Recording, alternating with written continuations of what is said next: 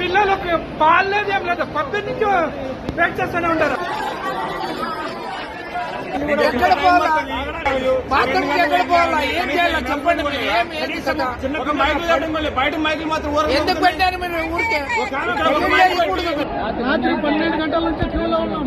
చాలా వరస్ట్ ఎప్పుడే 12 సంవత్సరాలు నీళ్లు లేవు, పాలు లేవు, ఉప్పు లేదు.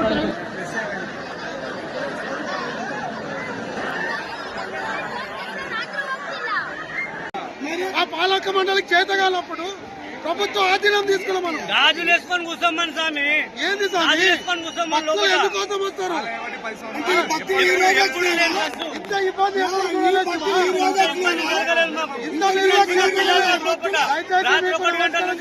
పాలక మండలికి నమస్కారం